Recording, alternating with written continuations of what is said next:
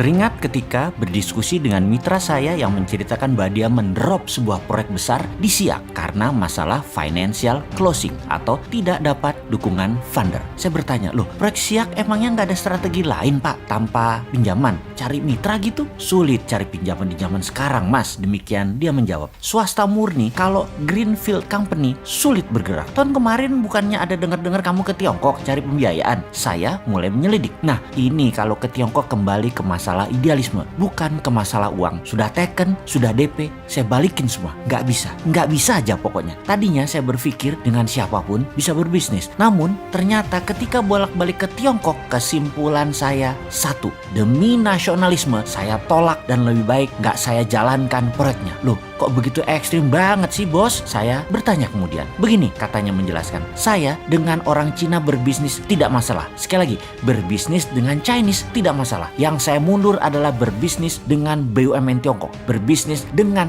negara Tiongkok. Dengan mata kepala sendiri saya melihat dan memahami setelah bolak-balik dengan mereka dalam 1 tahun terakhir ini. Pertemuan demi pertemuan, diskusi dan menyaksikan sendiri apa dan siapa mereka. Tiongkok itu membagi dua secara global bisnisnya. Dalam negeri, swasta yang mengelola, yang bermain kira-kira 80%. Luar negeri, BUMN Tiongkok yang bermain hampir 90%-nya. Pemerintah dukung dana, dukung fasilitas lainnya ke BUMN Tiongkok untuk menggarap luar negeri. Dengan 1,5 miliar manusia di Tiongkok, mereka memerlukan pangan dan kerja buat penduduknya. Tiongkok membuat grand strategi dan policy. China is not a country. China is civilization. China itu bukan negara, tetapi komunitas. Diaspora Cina menguasai seluruh jagat raya. 2-5% di sebuah negara, pasti diaspora Cina berada di sana. Dan bagi mereka, yaitu Tiongkok, melihat mereka semua itu adalah satu civilization yang bisa dimanfaatkan akar budayanya. Lalu saya perhatikan,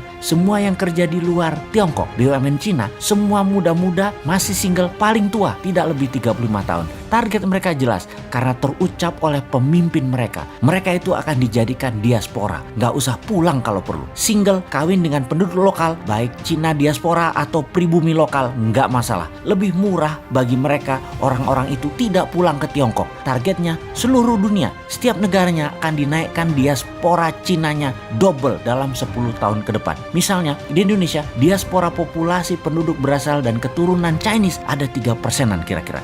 Dalam 10 tahun akan menjadi 6% dari jumlah penduduk. Ini mungkin banyak yang tidak percaya informasi seperti ini. Ini strategi Tiongkok. Ini bagian dari obor One Belt One Road. Yang 3% itu saudara kita. Tapi yang baru itu mesin perang. Dan akan tidak nyaman saudara yang sudah berpaspor hijau dari sejak lama. Namun itulah taktik perang ekonomi dan hybrid war ala Rusia Morishkova 2.0.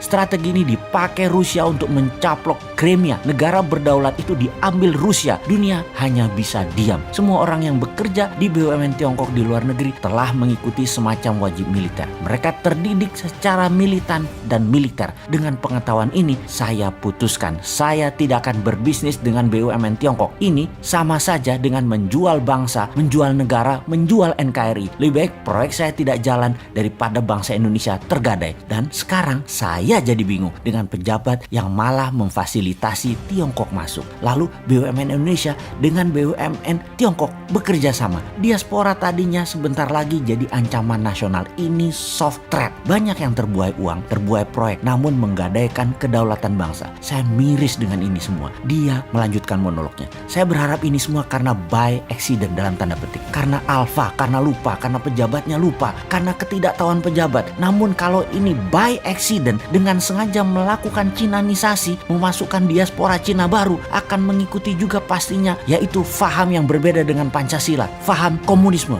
Menurut saya, rakyat rasanya tidak akan diam nih.